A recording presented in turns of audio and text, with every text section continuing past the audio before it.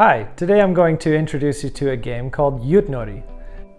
Yut Nori is a traditional Korean game, and I'm going to tell you a little bit about it and then how to play it.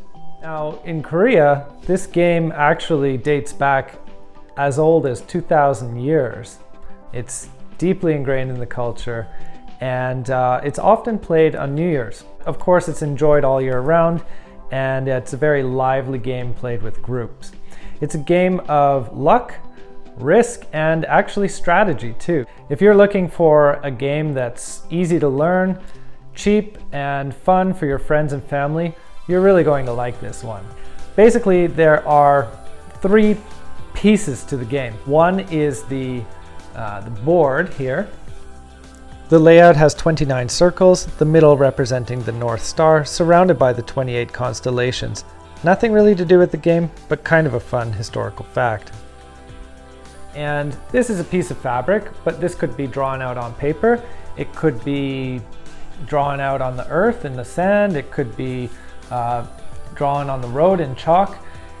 And there are 4 sticks, or yut, like the name of the game, Yut Nori. And there are tokens to move around the board. And these tokens, they could be anything. They could be coins, rocks, leaves, whatever you have. If you buy the game, it obviously comes with some plastic coins. And the yut themselves are basically just blocks of wood, or if you wanted to actually make this game, you just need a stick. And the unique thing about them is that they have a marking on one side, and they are flattened on one side. So whoever's turn it is, you'll see them throw them up in the air.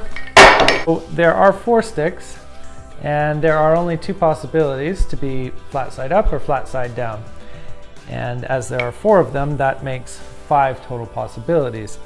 One would be that one lands flat side up, and that would be called do, or pig, and you could move 1 space on the board.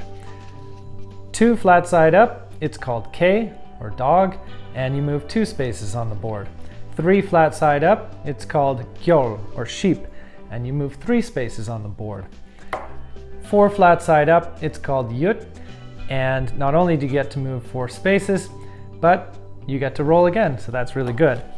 And of course, the 5th possibility is that they all land face down, and that's a mo, or a horse. Mo allows you to move 5 spaces and roll again, so that's the best roll. Take a quick look at the board.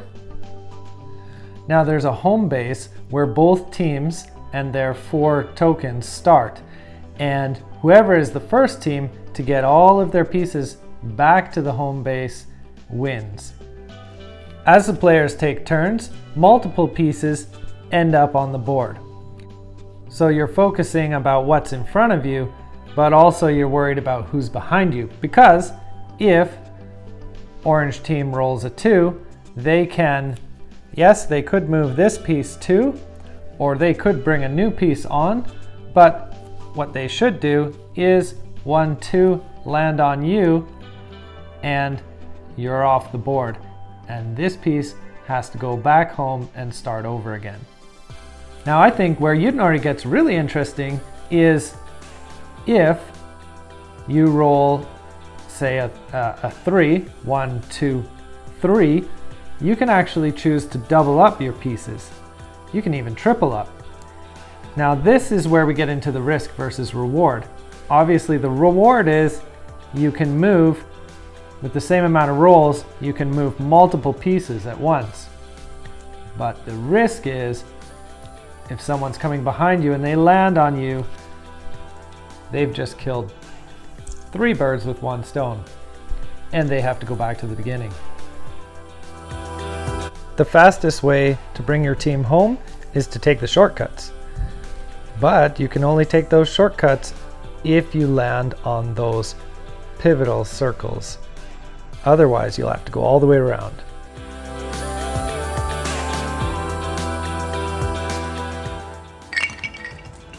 Oh, that would have been good. That's right.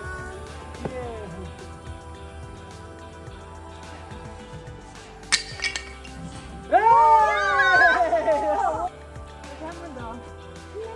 second. Wait a second.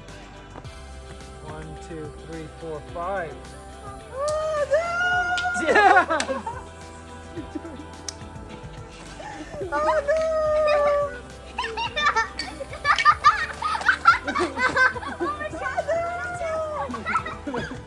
Whoa! 1, 2, 3, 4, 5. You understand? What? Huh? 1, 2, 3, 4. 아니, 한 번 더 던져. Oh yeah, I get to go again. Only gets one more turn. Only 아니, gets one 여기서 more. 여기로 꼭 들어가야 돼. What are you gonna do, Victoria? 4, 5. Great job. Ooh, Okay, you get to go 잠깐만, again. 잠깐만.